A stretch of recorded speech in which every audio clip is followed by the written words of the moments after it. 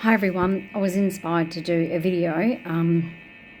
Pardon me, my sinuses have been sort of getting me. So Spirit had to understand I couldn't do it the other day. Forgive me to get some water. I wanted to talk about soul family because if I hear twin flame one more time, I'm going to become a twin flame. Anyway, very quick, so that I don't get sidetracked. We have a soul family, which is part of us in different dimensions, different timelines, at different vibrations. This is what we agreed to in our contract. I'll get into contracts another day. Spirit's been calling me to talk about a lot of things lately. So, not getting sidetracked. Soul family. We have many types of soulmates. They can be non-romantic, they can be best friends, they can be someone who comes in as an acquaintance for so long in our life. Something that we volunteered to do while we were here for ourselves, to have a mirror, because that's what the soulmate is. They are a mirror to teach us a lesson in this lifetime. Forgive me, guys. My water and lemon. And yes, I have had my twin flame in this lifetime, but we'll get to that as I progress. As I was saying, we have our soul family, and there are soulmates, and the soulmates can either be romantic or non-romantic, such as our family. Our family are our main soulmates that we volunteered to incarnate with, to learn some of the most major lessons.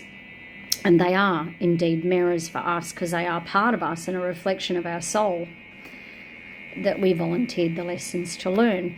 And the twin flame is the last part of our soul to break off, and they are the last mirror to learn the lesson. I'm not saying that they can't become divine union. That is a possibility, but that takes many, I can't even tell you how many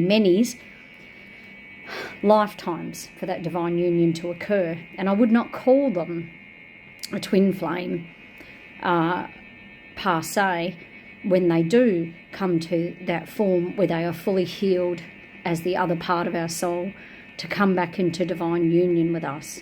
I would call it our soul life partner, because a twin flame has that name for a reason.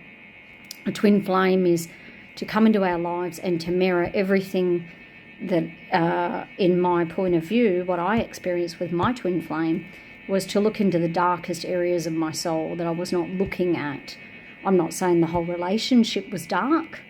At first, the relationship can be quite amazing and intoxicating and enthralling, and you can become in your love bubble, and when the first time you see them, you just feel like you're seeing yourself, and it's so familiar that you can't explain the familiarity. When you look at them, it's like you've known them for lifetimes, which you have. You've known them for lifetimes. That's why they're your twin flame, and you've known everybody else for lifetimes, but this is a different connection.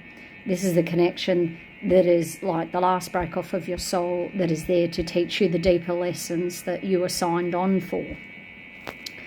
So in my experience, I can only speak from my experience, there are other people that have had their twin flames, and they have probably, some of them I've heard, have turned into life partners.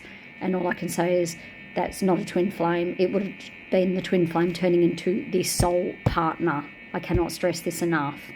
Because a twin flame can also come in a friend that you have a connection with that you just cannot explain, and then they leave your life at a point and then come back and so forth, because the twin flame has been known to go away and come back many times. I had that experience in my relationship as well, where we would be apart because they would go off and run away, and I call that the cat-mouse game, and you can't explain why you still love them when it becomes at this toxic point and you want them back. And that is because of the soul tie that they have with you for the lessons that you assigned to yourself, whether that is the romantic partner or the friendship. They are the things that you agreed to work through.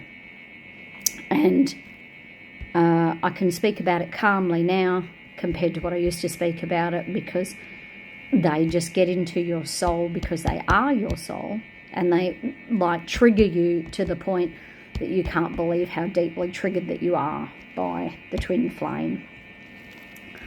So in saying that, it can turn into something healthy down the track for some people, but not everybody. It didn't turn into something healthy for me. I had to walk away from my twin flame because there's a reason that they're called a twin flame. It's because they come in to burn away everything that needs to be burnt away to help us grow to the next level of vibration that our soul is meant to go to. And sorry that that's a horrible truth for some people. It's not for everyone. I'm just speaking in my case, that I had my twin flame in a friendship and a romantic ship, and it burns you to the ground, and that's why it's called twin flame. I even hear one of my mentors, Matt Kahn, laughing, going, there goes a twin flame, there goes a twin flame, there goes a twin flame, if you go and watch the beautiful Matt Kahn. Because if you have ever seen what happens after a fire is about burning away what no longer serves you, and it is a healing process to create growth. And I can tell you, when you're wishing for your twin flame, you better be prepared for the fire, and you better be prepared for the fall, because having your twin flame is exactly like a bushfire. It will slowly burn away everything that is no longer needed in your process for this lifetime. So just be mindful of what you are manifesting. Manifesting the twin flame is not necessarily a positive thing to do, in my opinion, because I was listening to all the pop culture out there, and when you look deeper into the meaning of it, yes, it can be an experience, but you better be prepared for one hell of experience to rebuild yourself afterwards. Not saying don't go have it, go have it, but just remember, it's not the soul partner. For me, divine union is your soul partner, the twin flame that has done all the work the way that you've done all the work. That's the one that you want. The twin flame that is fully healed and come into their own and is ready for divine union.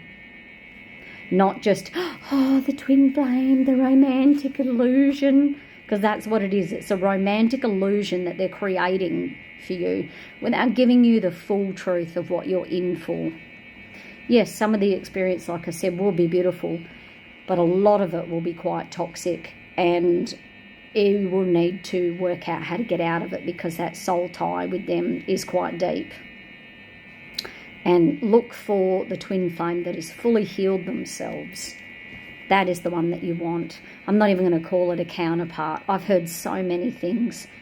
I'm going to just say soul partner, best friend, person who would never seek to destroy your soul to the end. This is the one that you want, the soul partner that's worked on themselves and who is a mirror of everything healthy within you. Twin flame for me was an experience of a lifetime that cannot be explained to anyone. Yes, the love was enthralling, but it was also highly toxic by the end of it, and I've heard that with a lot of other people too. The best way to describe it is it's like a toxic greenhouse. If they haven't, if they haven't healed and they haven't done the work, it's like, welcome to the toxic greenhouse. We can't help ourselves. We are toxic, and we are going to trigger you on every toxic level that is available. So please be mindful and think about what you're manifesting, and just remember that twin flame is not the healthiest union. They need to be healed and have gone into the divine counterpart, the soul partner. Soul partner. That is who you want. You want your soul partner, the one that has done the work. And it is every soul that we encounter is just us on a higher vibrating level. No matter who you meet, that is you. That is your mirror of what you need to know at the time. So just know that. And you might think, what would you know? Well, I lived it. I lived it. That's how I know. Much love, much light. Be blessed always. Mwah. Bye.